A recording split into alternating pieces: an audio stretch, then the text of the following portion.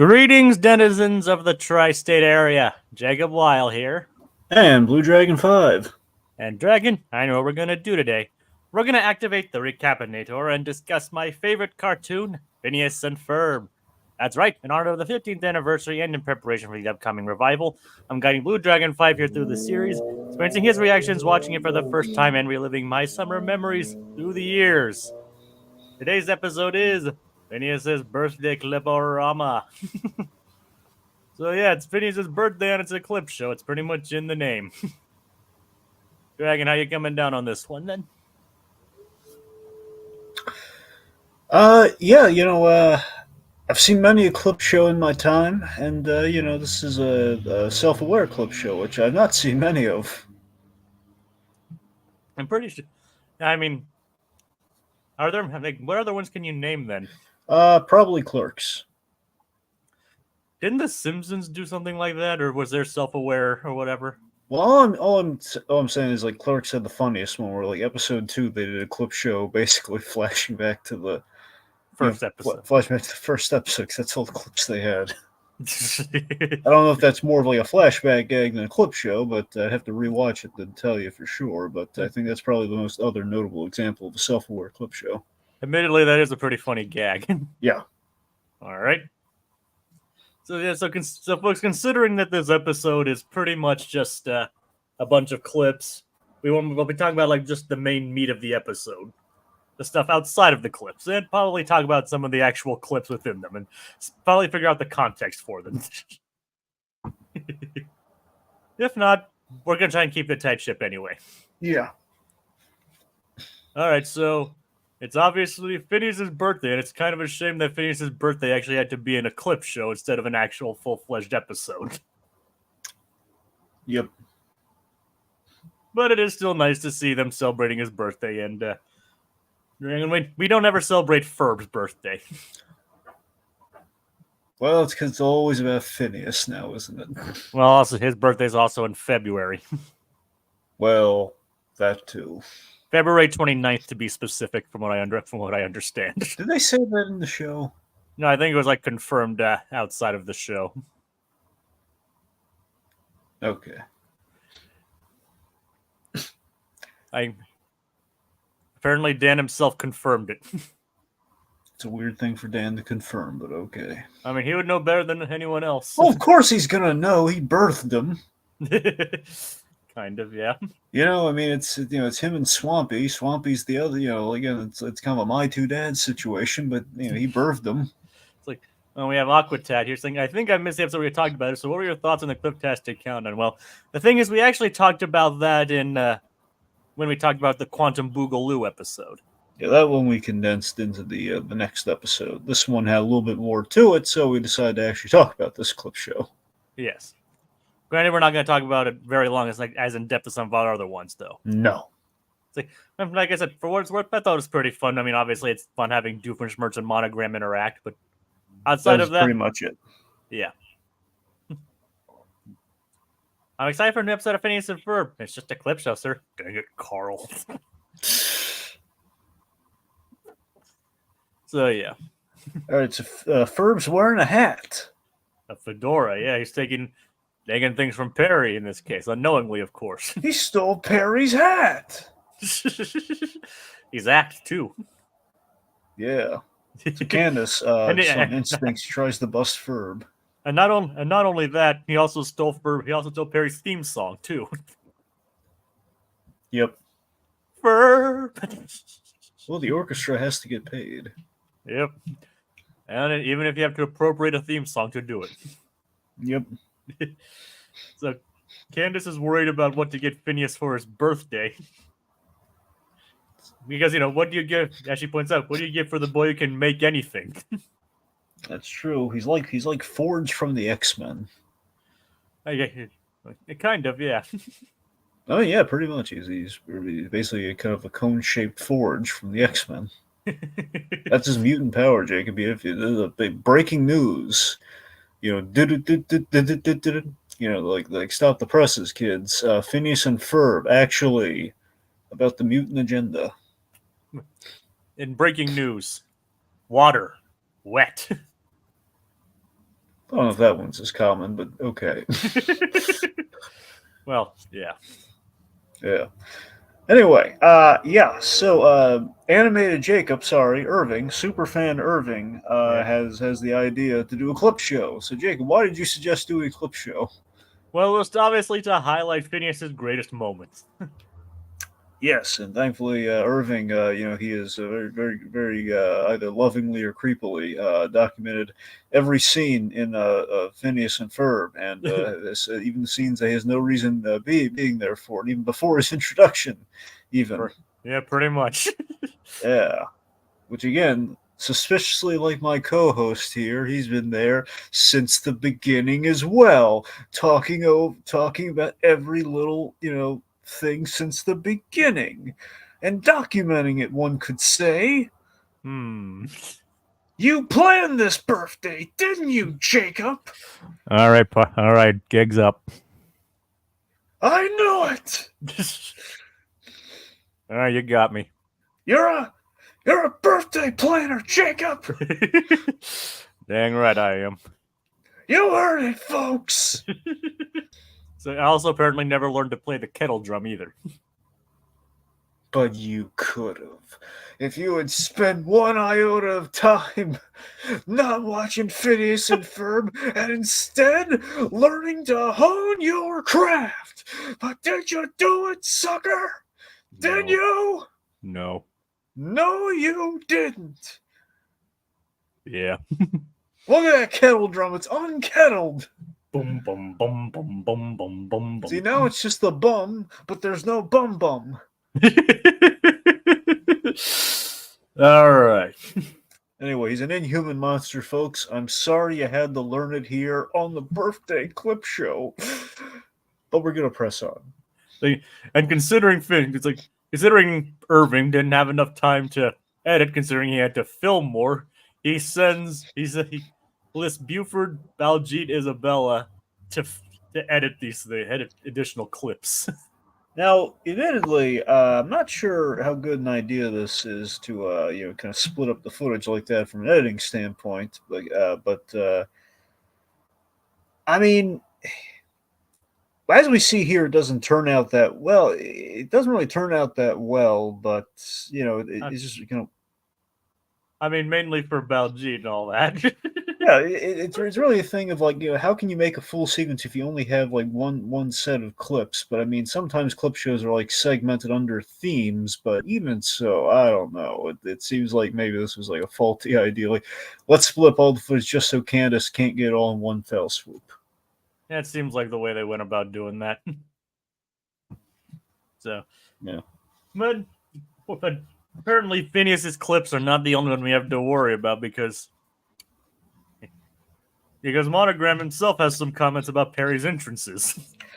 Yeah, it's time for the Platypus's weekly performance review. Yeah, apparently his entrances are lacking. See, what he needs to do is, James' problem is he's using too much sauce. The sauce? Yeah, he's using too much sauce. Is there an off button?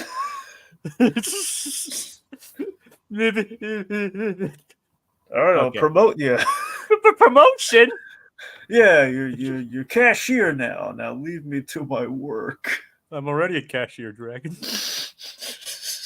Well, now you can wear two hats, Jacob.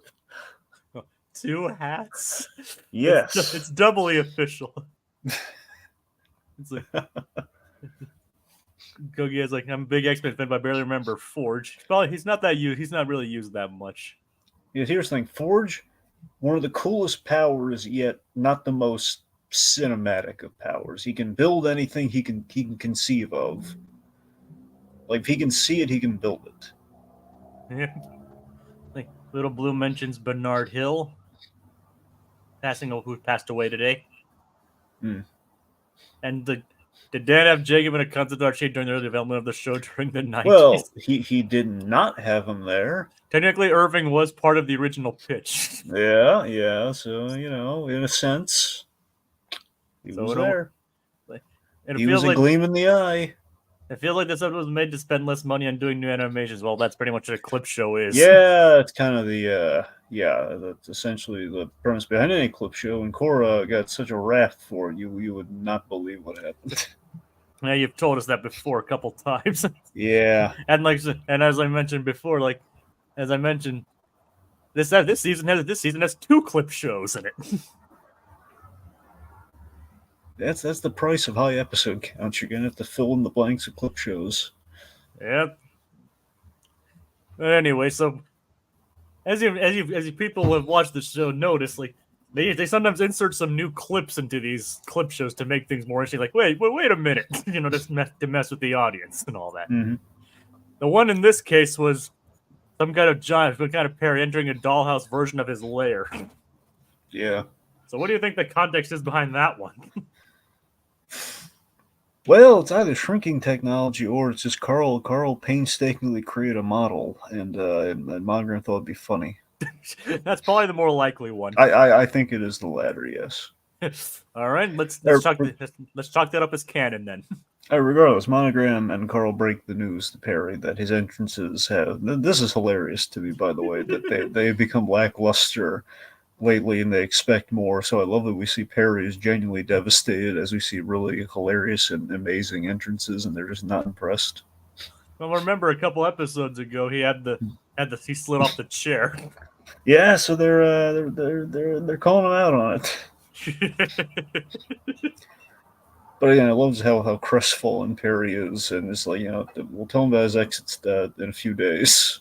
Yep. It's like, next we got to go work on his exits. Yep. Can't just sulk off. You kids watch this show. We don't want the kids to get depression. Basically, as important as a dramatic entrance is a dramatic exit. Yeah.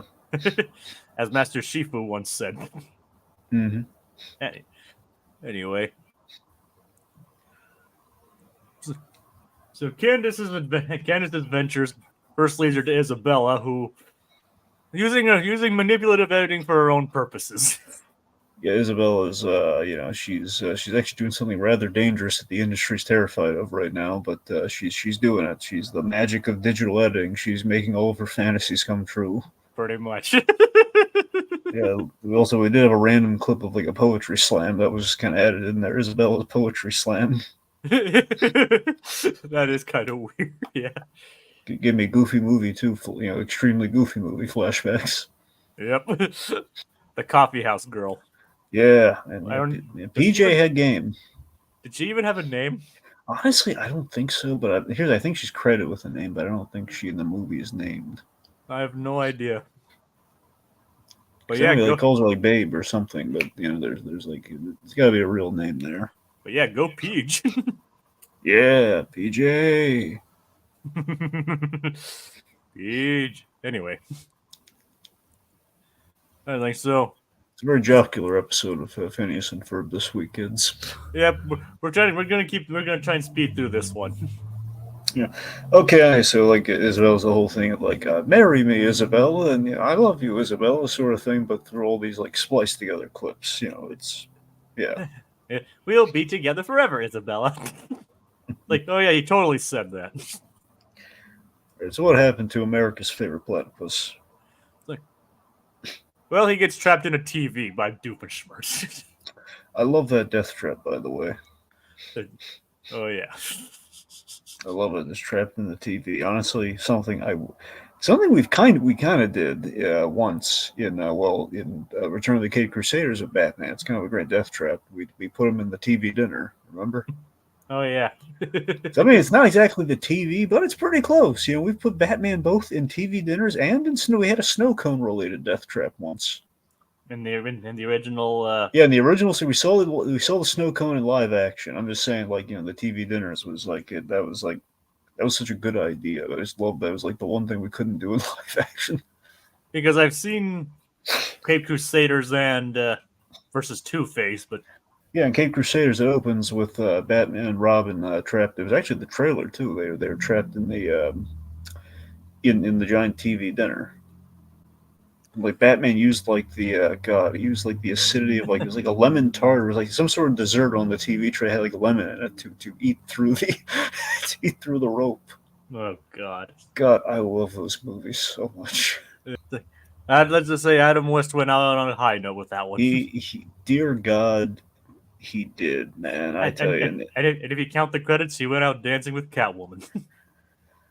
Yeah. I gotta tell you though, it's interesting when you look at those movies. I would be interested to kind of watch it in reverse order because I think that's how it's kind of intended to be. I think it's, I mean, in a sense, because you have like an episode of the TV show and then you have the movie that has a little. I think the movie has more finality in it than the TV. I think Kate Crusader has more finality in it than versus Two Face. And that probably wasn't intentional, considering they didn't anticipate Adam West passing away. Well, sure. I'm just saying, like the other one, like Kate Crusader feels like that's like the on. It's like kind of like it's kind of like the ending of the Amazon tick. You know, it's kind of like onward and upward to the next adventure sort of thing, which is kind of the last note you want. Hey, bachelor auction, Yeah. which is nice. It's an appreciation for Adam West sort of thing. Where it's like I don't know if that's the last note I want Batman. Yeah. It's nice. Don't get me wrong. It's nice. I'm just saying the other one is like, well, plus we potentially killed off Catwoman, for all we know. So I mean, there's kind of more finality there. Yeah. Guess so. But again, either war. Anyway, so we're drifting off, folks. Anyway, just Perry's in a TV. Doofenshmirtz has surveillance cameras, which leads to the nickel counter gag. Yep, and of all the times he trapped Perry, including again the new one where he's trapped in a giant metal version of himself. Yep.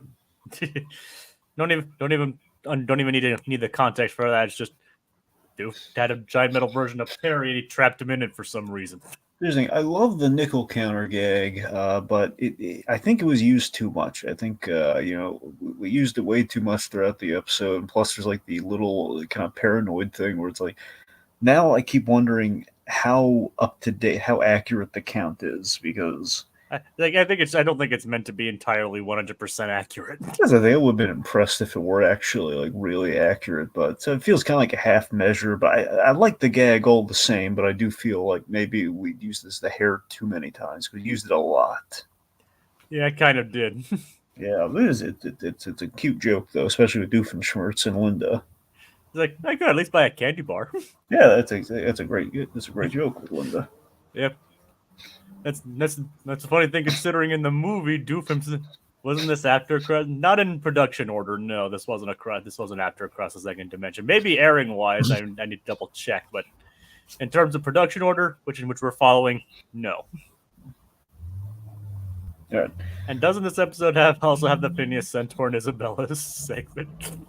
Well, I mean, I think it's I thought we saw that in the clip show, didn't we, or no? I mean, I don't remember exactly, but I know we saw that again recently, but I don't know where. We saw it. The only time we've ever seen it was in Temple of Sap episode. Oh yeah. So maybe it was this episode. I just don't remember. Yeah. She's a sick puppy. She's a lovesick puppy. That Isabella. Yeah, but like I said, she has another Phineas Land episode segment in a future episode. But as at least in that one, he becomes more Fabio-esque than a centaur.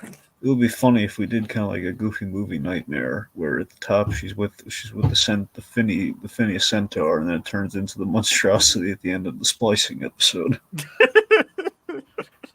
It's like Phineas and Ferb, because like Ferb's like the third wheel of the relationship. Oh God, it's thematic like that. That's what snaps her out. Like, no, if only I could get his brother away from their joined at the hip. Those weirdos. That's just sick and wrong. Yes. It's like that Fairley Brothers movie, Stuck on Me, but they're not supposed to be conjoined. Why? They cannot. How could they operate a diner that efficiently? How? I have no idea. I've never seen the movie Dragon. I have no idea. It is. It's quaint. It's like, funny enough, these guys themselves run a diner down the line too. Doesn't surprise me. A truck stop diner, nonetheless. Ooh, I'm getting Kid Cosmic vibes. And even better that it's a mobile truck stop diner. Okay, I'm sold. I'm sold. They had me at mobile. Yep, there you go. It's not in space or anything, but it's no, mobile. It doesn't need to be in. It's mobile, Jacob. Why does it need to be in? It doesn't always need to be in space. It can just be mobile. I know. I'm just comparing. Like, obviously, Kid Cosmic's is obviously cosmic, but well, it's, at one point maybe it goes cosmic. Ah, nice. Maybe. As you can tell, I have not watched Kid Cosmic yet. One of your many character flaws, my friend. Okay, thanks a lot for that, Dragon. No, I'm saying it's many because of all the stuff you haven't seen, Jacob. Again, if you watch more stuff, the character flaws will shrink. I know that. Trust me, Dragon. It's on my infinite watch list. Yep. But trust me, I kind of want to watch that before Craig's new stuff comes out. All right. You know, the new Foster's and the new Powerpuff Girls. Yep. Which it'll be nice to actually have him back for that. Weird tangent. Okay. Yeah. Okay. I heard soon. I heard next month they're supposed to be coming out with the complete series of. I know it's not McCracken, but it's like tangentially connected to McCracken. It's more Tartakovsky, but Dexter's Lab getting the complete series released next month. I wonder if that's a sign of like more Cartoon Network stuff getting released. I released. think so. I mean, we have Ed, Edd and Eddy. We have that. I mean, the word is Codename Kids Next Door might be in the future. Ooh. Hopefully, it includes interviews. Well, you mean the episode, or do you mean actual interviews? The episode Operation Interviews. Oh, I'm sure that's here's the thing. I'm sure that'll be on there. The jury's out if Ego Trip's going to be included on Dexter. That's the big question with the set coming out. And with Kids Next Door, I hope they have Operation Zero as well. That's the thing. Kids Next Door, you have like the movies to factor in, but again, I would, given how they're, if Ego Trip is on Dexter, I would imagine. You know what? I know the way to find out. The Ed, Edd and Eddy one? That's what I'm getting to. If the Ed, Edd and Eddy set has the specials and the big picture show on it, then that would be a good indicator that all the other Cartoon Network releases would have the big movies on there. So I'm not sure if they're available on Max. Well, Ed, Edd and Eddy is on, well, at least for the moment, it is on Max. I meant like big picture show. Well, that's what I'm getting at. So I'm saying if that's on Max, I think Big Picture Show might be on there, but all right. I wonder if it's split up or not. That's the question. I don't think if it's on Max, I don't think so. Anyway, we're drifting off focus. The point being, yay for releasing the animated shows. Let's see how complete they actually are. Which Disney still doesn't do outside of a select few. Yeah, that one really is. I think I mean, at least for their animated stuff, like they sometimes put their live action stuff mainly from like Star Wars and Marvel. Now that's only a recent thing though too.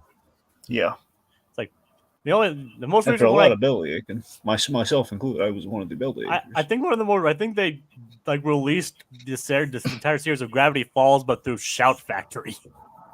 That's what I'm saying. It's kind of sad that Shout Factory has to bail everyone out, even Nickelodeon. Like, hey, we're finally doing. Here's all the Rocco episodes. Here's all the Cat Dog episodes. Yeah, when they can't do it themselves. Yeah, it's like, come on, Nickelodeon. You know, like, hey, here's all the Jimmy Neutron episodes. Yeah. All right, so basically, so afterwards, Phineas finds at the plank and board shop. They see, he basically sees this giant egg painting or whatever of a corn dog. Yep, Vincent Price strikes again. Egghead. Yep. Which Nick Cage really wants to play, by the way. Let him play it. I know he's begging Matt Reeves like to give him a chance. Like he's saying, look, I can do a really good Egghead. Just let me do it. Like I can make it work. I can make it dramatic. I can do it. I can only imagine. And I'm not joking. He's actually saying that. I know. I'm just saying. I can only imagine what that would be like in the Reeves verse. Yep.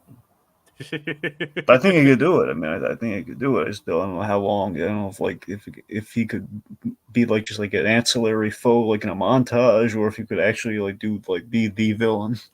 Or I guess it's a subplot or something. That's what I'm saying. There's a subplot I can buy him just as the big bag. Wow. We should probably cut down on the tangents from this point. Okay. Point being, but I would be all for Cage playing Egghead. Yes, we do have the great montage of the whole "Aren't You a Little Young for This?" Yep, not as good as the song, but it would have been better if they set the song to it. Yep, it would have been. Let's see. Which doesn't have any brand new clips for it. Nope. Linda, again, we mentioned she could buy a whole candy bar for all the times your Candace is coming and saying, "Mom!" Including one where she kind of looks like a Picasso painting. Yep. I think specifically looks like Guernica. Yeah. Which is kind of weird, kind of a weird take, but okay. Okay, real quick. We should talk about the Inator discovery that Doofenshmirtz had. Basically, he's cursed them. He's cursed his plans for failure because he's used the term Inator. And Dragon, what is his greatest invention? What is his greatest Inator? What do you mean? What is his current Inator? No, he's like, no. What is it? Like, what is his greatest one? Like of the clip, what is the greatest one? Oh, you're asking me which one do I like most? No, I'm not asking. Like the blow itself up Inator. Clearly, it's literally the only Inator that worked to its intended purpose. Well, that one actually is probably my favorite. So yeah, the blow itself up Inator. I just love that every turn he could have stopped himself in the creation process. He just took one moment just to look. Huh. Works for me. Just that was cheap, shallow, and driven solely by hormones. Works for me. Yep. Yep. Yes, folks. Someone should keep account of how many Freakazoid references we make in this thing. If we had a nickel for every time we brought up Freakazoid, we could at least buy a candy. We could each buy a candy bar. Yes. I'm going with cookie and cream. What's your candy bar? I mean, I like cookies and cream too, but if I have to differentiate, I mean, do you want cookie? You can have cookie and cream if you want. But what do you want? I'll just go with like a regular milk chocolate. It's gonna be a Hershey bar. Yeah, probably either that or like a Three Musketeer. Okay, well, again, we get the Hershey's cookie and cream. You can have just like the Three Musketeer. And there we go. Nice claymation ads, but anyway, getting back on point here. So, the Inator discovery is that he's been cursed by naming these things Inator, so he's now going with the video beam hijack non-Inator. It's like, therefore, it's not an Inator. He's doing this to foil his brother's 12-part miniseries. It's like, younger brothers of the useless, which is just a mean title. God. You gotta feel bad for Doof in this case. Oh, yeah. I always feel bad for Doof, though. Exactly. He's not really doing something super evil here. He's just preempting one program that's like his brother's ego trip. Not the Dexter's Lab ego trip. The other, like Roger Doofenshmirtz's ego trip. Well, apparently he's done enough to the city to prove that he's earned it, I guess. Mm-hmm. It's like, look at the urban blight that's not there, and the transportation that's running on time. But did he really do that? Is Danville just happened to be a really nice place to live? Well, for all we know, it could have been a complete and total hole before he showed up. Could have been. Could have been, yes. Could have been. We don't know. We don't know. We've seen how he spends his days. He's mostly golfing. Well, Dragon, he is a politician. I know he's a yes. We've seen how he ducks paperwork, though. That's what I'm getting at. He ducks paperwork and he goes golfing. So I don't know. Yeah, he passes it off onto someone else. Yeah. And, well, remember, you know who he passed it off to, remember, this time? Mm-hmm. Who was it? Well, usually passes off to his assistant, but then he's passed off to Candace, and, Well, actually, it was the old coot, remember? Well, now it's the old coot, but then again, that we kind of rewrote, time and space on that one, so I don't know if that's stuck or not. Yep. It's like, that was robbed. Oh, God. So, yeah, so obviously, he honestly thinks that the non-Inator is going to be the solution to his problem. Which, of course... Not. Inator. So, obviously, and meanwhile, Candace visits Baljeet's house and notices all of his clips are basically out of context weirdness. Yep, Baljeet got all the Shyamalan clips. He got all the Twin Peaks clips. Yep. Just all the weird non-Phineas and Ferb footage, which includes some creepy shots, almost like other mother kind of Coraline moments of Linda and Lawrence. I don't think we even want to know the context for that one. Yeah, I think honestly, I think Irving might have might have overstepped his bounds on that one. I think Irving's like he's looking through the windows on that one. I think he's going the John Waters approach on that one, which I don't condone. Like Jacob, you shouldn't have filmed him doing that. It's just not right. Okay, I'm telling you this as your friend. Like, sometimes you should know. Maybe I shouldn't film this. Little Blue says, "Good Nicolas Cage to be Egghead." Yeah, let's hashtag. Let's see what happens. It'll be about 5 years, but we'll see what happens. Yes, you can buy a candy bar too. Well, you have to make some Freakazoid references, and you can buy a candy bar. You just have to get your own nickels. Yeah. LJ is the original OOC video montage creator. Sure. All right, out of context. I need better clips. Yep. Yep. Oh, by the way, I love how we're calling out like the thoughts versus like the actually displaying clips trope. Like that's really funny. Like we've never ever called that out. Like like we have like a montage where no one can see it. It's like, did you see something done now? Nah, it's a clip show thing. Exactly. That's a great runner. And then like later on, it's like, was I supposed to? Like, you didn't see that right now, did you? Not a bit. Speaking of which, Jeremy, that slushy dog. Yep. Even Doofus Merch is like, what do you think? I'm going to waste my best stuff on a clip show? It's like, yeah, you can tell. It's just like, okay, this is an obligatory episode at this point. Yeah, so yeah, like they kind of are calling out, like, the clip show is kind of the bottom of the barrel. Yeah. But we need the bottom of the barrel, else all our cool stuff would fall out. Yep. Yeah. It's like, the question is, are there fish in that barrel? At least one. Okay. The real question is there water in the barrel? That's a better question. Yeah. The question is, does the bottom of the barrel have a hole in it? Yes. Can you plug it with a cork? Yes. Okay, good. Let's see, it's like the barrel from El Dorado. There's a cork in it, and there's water in it, and there may or may not have been pickles in it. So it's brine water. May or may not have been. Like that was an improvisation by Kevin Kline. We don't know if we don't know if there actually were pickles in there. You might have just been joking. Yeah, there might not have been like it might have. But then again, why would you just barrel water? That's the thing. So there's probably something pickled in there. So I mean, I don't know. I mean, that's how people carried and stored water, like on ships and things like that, for quite a while. I mean, do you think they just have water in the barrel though? I mean, yeah. I mean, I would be more comfortable with the idea if it were just water, because just like the idea of pickling. It was like the fifth. It was like the early. It was way back in the day, like in Spain. So it probably might have some gross stuff they need to transport. But. I mean, heck, that's where grog technically came from. Is like they were tired of their water going like stagnant on ships, so they basically prevented it from going stale by tossing alcohol in it. Oh, there you go. And then they added like sugar and added sugar to sweeten it, and added like lemons in there to add some flavor or something along those lines. Yep. And so that's where grog came from, kids. Would you like it when you learn something on a podcast, viewers? Yeah, see, we can qualify for an educational program. Yeah, no, that's the awkward. Now I need a VeggieTales spoof El Dorado. And it's like, what am I doing in this barrel? What's going on? I read the book. The guy who created VeggieTales wrote about VeggieTales. Actually, it's rather informative. Yeah. Anyway.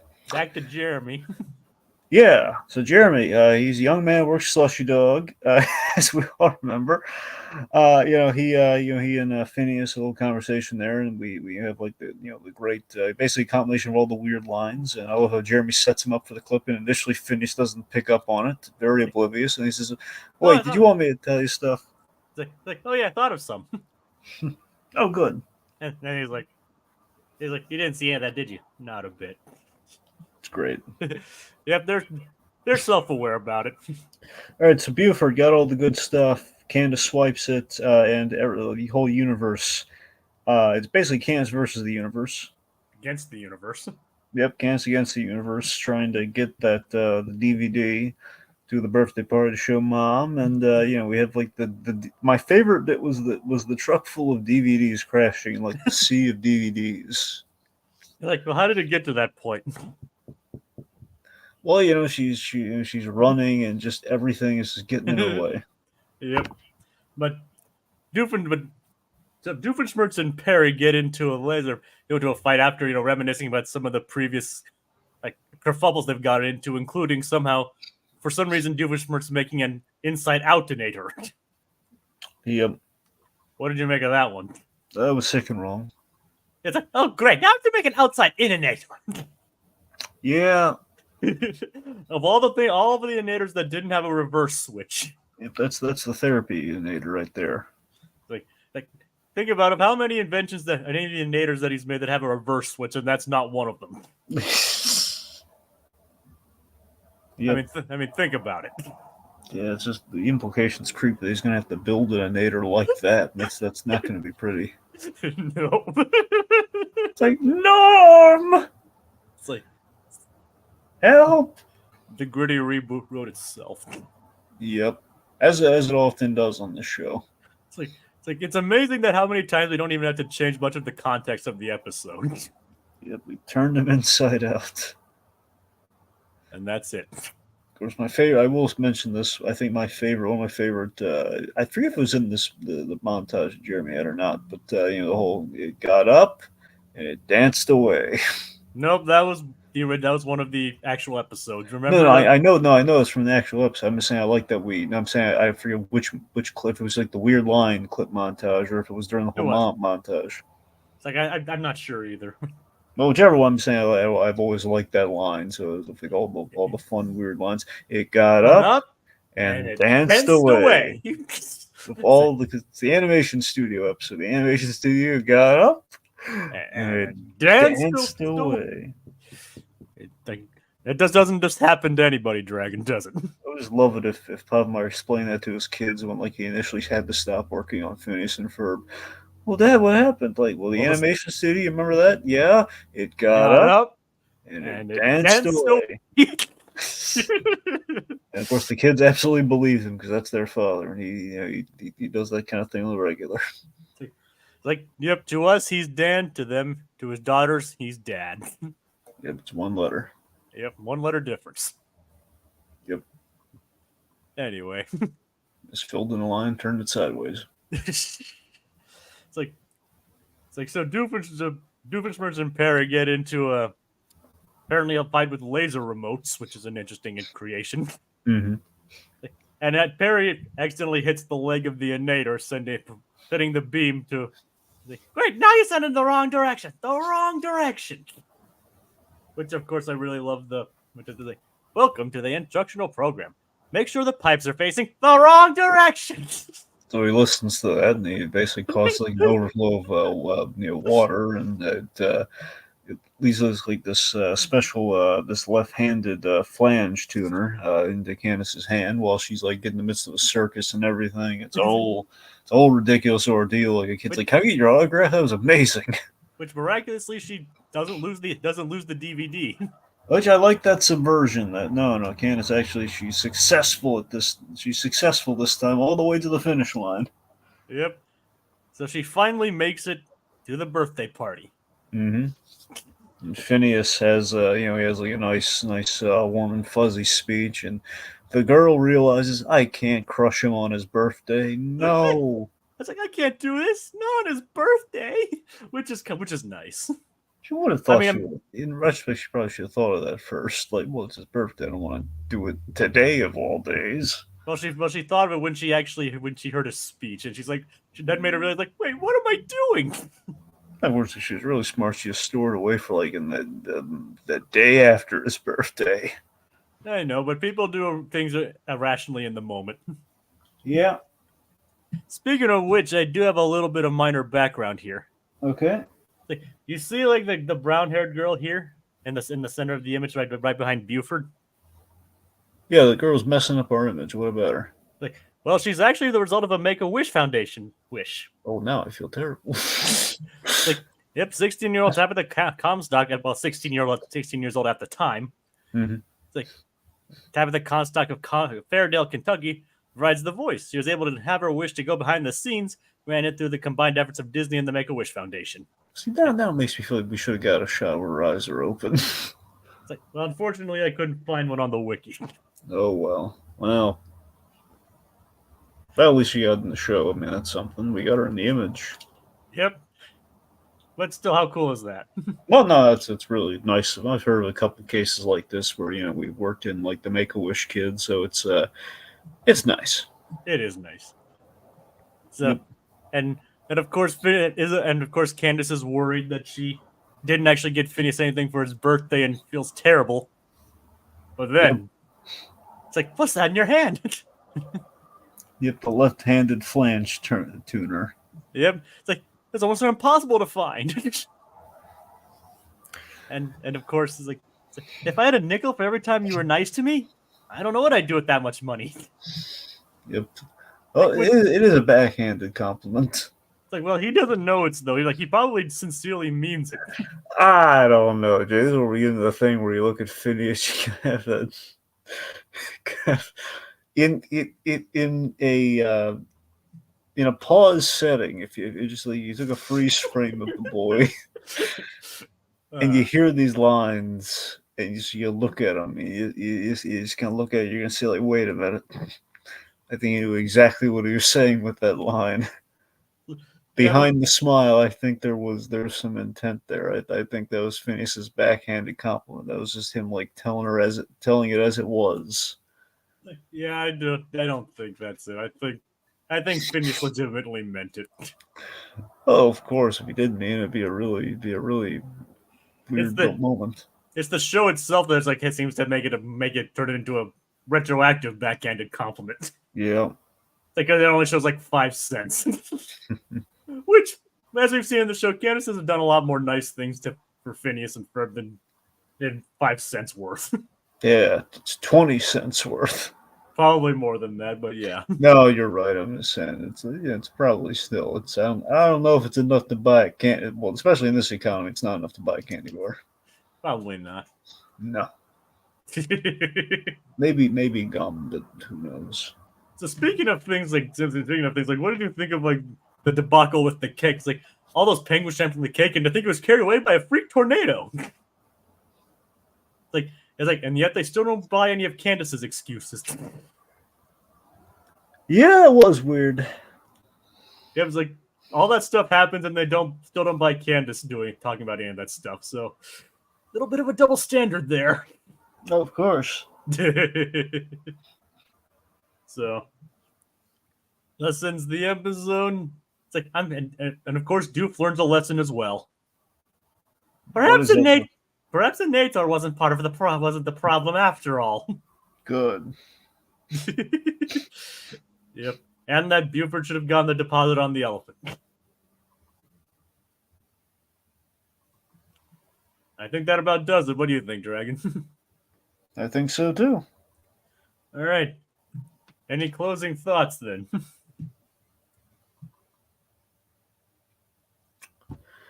I mean, not really. I think it's a clever little clip show. If they're gonna do a clip show, it's a way to do it. Just could pull back on the nickel gag. That's all I got.